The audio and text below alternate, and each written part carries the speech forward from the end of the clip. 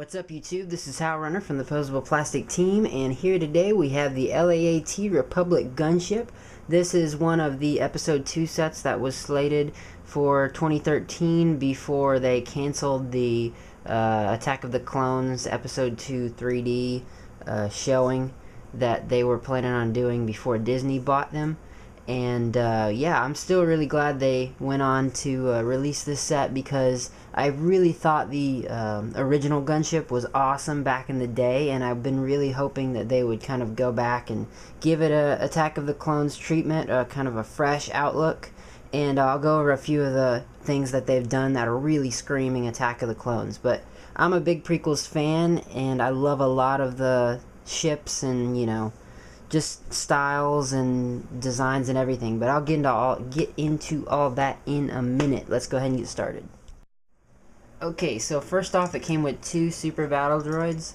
These are cool. They're basically, you know, they're just super battle droids. I know the original back in 2002 had like a light blue kind of shiny with a metallic flick in it, and then later on they moved to a darker blue. I kind of like the old ones, the metallic flick, lighter baby blue almost, because they were more kind of like the movie. But you know, these are cool too. They still snap. I know I recently just had one snap that I had dug out from a set and it snapped. So that's these. Next, I'm really glad they did this figure. This is the Padme episode 2 style, and check out her back. That is so cool. The decal after the animal scratcher. I forget what the animal's called. The cat one, the neck suit. And they left her arm in a flesh tone there, and then the other arm is a white clothy, kind of like the cat just went shh. And she has 2 faces. The 3 main characters do have 2 faces.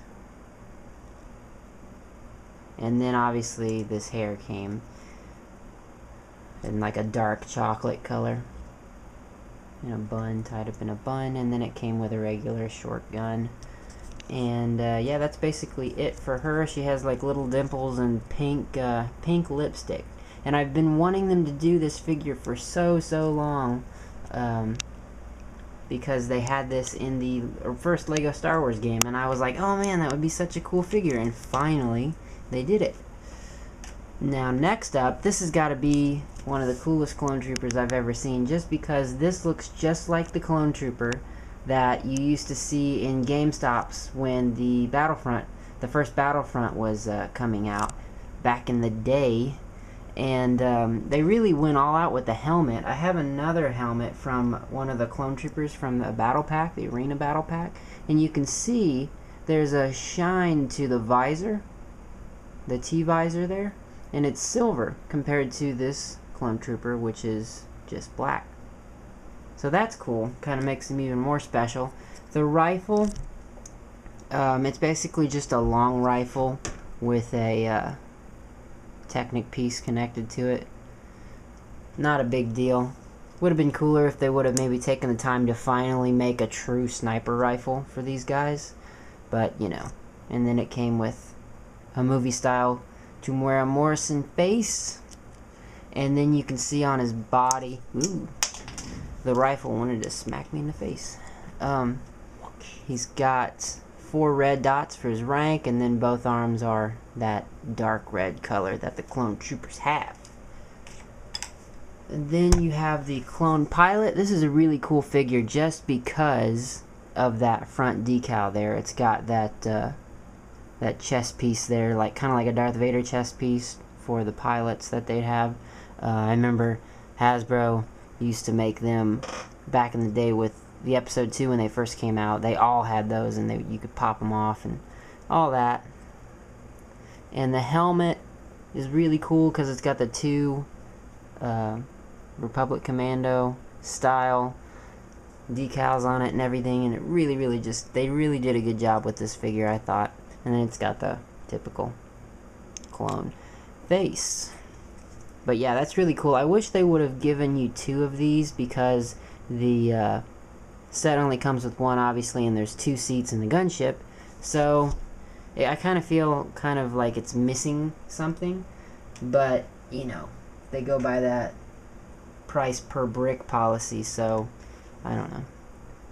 And then you have Anakin with the new hair and the new face. This figure is so cool. This is so cool.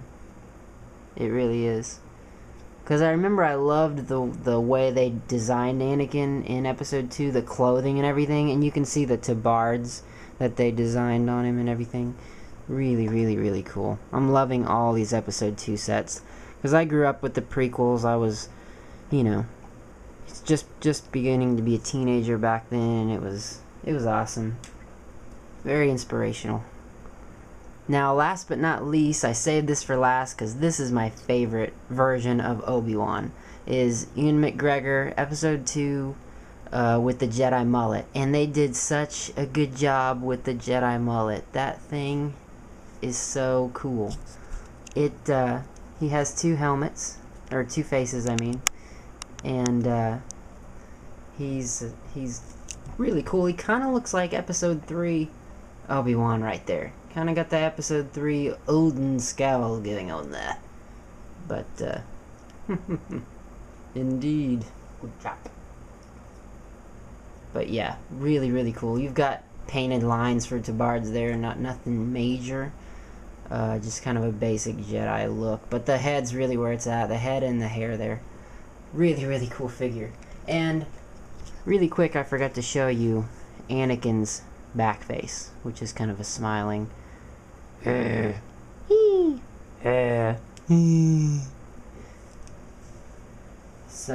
yeah. Okay, time for the official bad boy. This thing is awesome. I gotta say, between the coolest ships in Star Wars, for me, it's gotta be between this, the X-Wing, and the Tidarium Shuttle. I mean, these guys, and I'll probably have to throw in the TIE Interceptor and the B-Wing. That's my top 5 Star Wars ships in the movies. But yeah, this thing, it's just got so many guns on it. It's just awesome. It's got 4 Death Star balls on it. I mean, seriously. But anyway, what I did was I took from the battle packs 2 of these guys, because I grabbed 2 of the battle packs. And actually, Pitch Black grabbed one, and then I grabbed one. And we put 1 of each on the gun balls, because we figured, you know, they're green. They kind of look like gunball troopers. So we put those on the actual gun balls, and that kind of fills some free seating. Because on this ship, there is so much minifigure seating. Let me start off with the very, very front, and I'll show you what they did with the actual turret balls at the front here. The main turrets. These things are designed so well now. They literally do not pop off unless you try to dismantle them with your fingers. But when you're just walking around and it gets nicked or whatever, it just doesn't. They're so sturdy, and I love that about these. Because I'm comparing it to the original Gunship back in 2002, and that thing, it was good, but it popped off a lot. The design wasn't that great. And you didn't have the rotation you had with these. This design's a lot better. I know the Clone Wars gunships have slowly evolved to this design, and I think this kind of is a culmination of 10 years of progress in LEGO. Now you have the cockpit, the double ball. They're finally using these pieces. These pieces are great because in, you know the gunship, you know this design. They came with kind of that tan head cushion seating. My hand's getting tired. This thing is heavy. And both of them have that kind of headrest look to them. And I'll show you. I'll flip it around here and I'll show you the decals on the inside. They really look Clone Trooper Gunship Republic-esque. Really, really cool. Kind of like the control panel. So that's good. And then on the inside, you can kind of see there's, I don't know if you can see, but there are 2 studs, 2 black studs in each cockpit. I'm sorry if you can't see that, but yeah, that kind of holds the figure in, but not too tight. And they fit fine. There's no head bumping on these. There's no scraping or anything. Now, let me go up here, the handle. It hides itself very well, but it comes out when you need it to. You don't really see it unless, you know, you look down here. I can pull it up and you'll see it go up, the blue piece there, but not too much. Now, you have stickers. There's a sticker here, here. This is a sticker. It's not a printed brick. And this is a sticker. Those are stickers inside the cockpits. And these are stickers. All the balls are printed. It comes with 4 balls. These are stickers. And I believe that's it for the stickers. I think that's it for the stickers. So yeah, these are very cool. Basically what this does is it houses the replacement missile holder, which can hold 4 missiles. But I went ahead and put the extra missiles on the rack so that it looks more like the movie. And we're going to move the camera up now so I can rest my arm. Now these wing balls, I call them wing balls for some reason. They open up via the Technic. They all do that. And they don't have any studs to hold them in. They just kind of rest there. And they sit there pretty firm. Definitely not going to lose it if you keep the canopy shut. And obviously I don't have too many clone troopers, and I'm not going to waste them all putting them inside spaces like that where you're not even really going to see them. Some people like to do that, but that's just not my style. Now this has got to be the coolest subtle part of the gunship, because they've kind of redesigned the turret ball concept. And the way that it works now is it's connected via a Technic lock here. And this is double, pull that out for you, Technic, and that goes in here, and then that connects to this, and that gives you kind of an effect where you can rotate in and out and up and down, and it really gives it a natural look to it, because in reality, you know, or in Star Wars, the gun balls were doing all kinds of gyrating when you were flying around and firing, and even in the games, the Clone Wars games, they were doing that. And so LEGO really kind of emulated that feeling. I really think they took their time with this. Now, as far as the inside goes, it's connected via double studs, and then, like I said earlier, we put our green clone troopers from the battle packs in there. And he's not wanting to go in there today. Somebody's not wanting to work. And then we can, it's pretty easy to fit the controls in there, and you pop them in, and it sticks in really good, actually. And I feel, my feeling is the Mohawk holds the trooper in there even better, because the Mohawk fits perfectly in there. But this does slide back, so that's a nice feature as well. And it's one that I kind of forget about myself. Now, because this thing is so big, it's kind of hard to fit the entire thing in the shot at once and still give you close-ups. This is storage that you can store weapons in, and there's 2 more on the other side here. And also, up here, you can see the missile racks, and they're kind of, they're that flick fire design, and they actually can move up and all around and all that. But in the movie, they weren't flat. They actually curved and loaded in. They were both fed in like 2 chains into these, and then these would fire them, obviously. But, you know, LEGO had to design it with kids in mind. So, there you go, flick fire missiles. Apparently kids love those. I don't personally. I kind of think they take away from the model, but, you know, it's not the worst thing they could have done to it.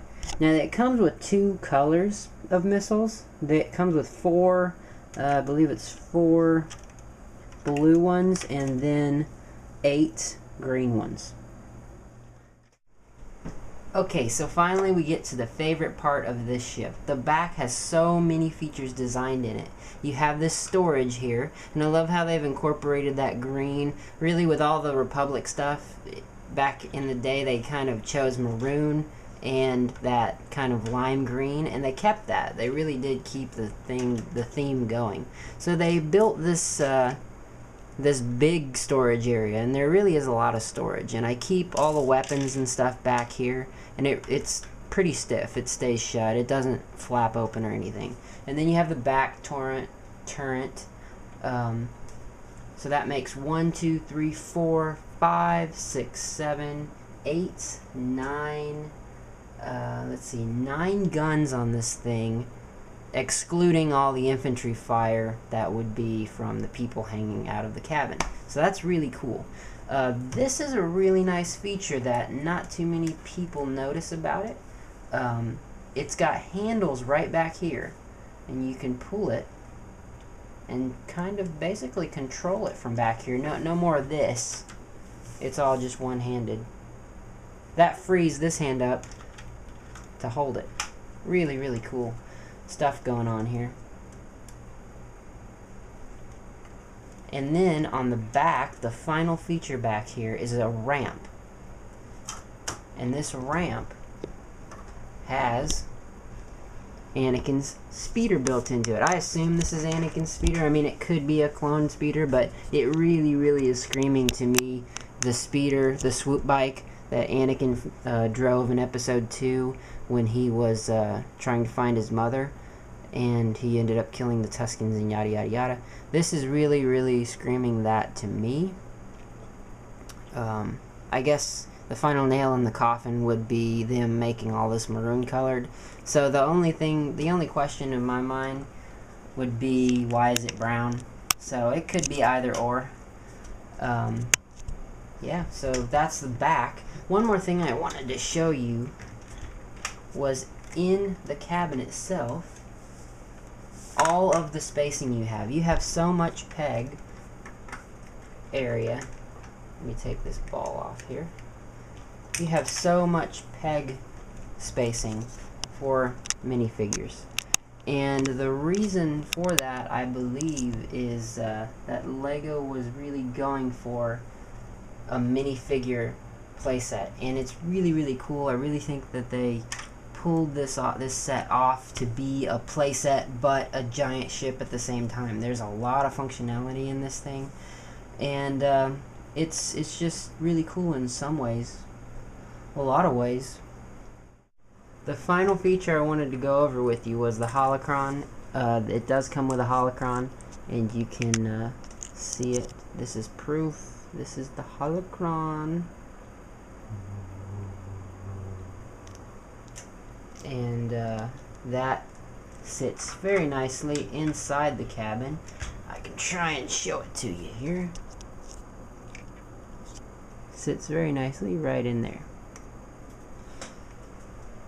Oh, and one thing I did, I took 4 of the extra studs and I stuck them on the bottom there so that it looks like it's hovering just a little bit. Not too much, but just a little bit. That's it for this review. Don't forget to like, comment, and subscribe.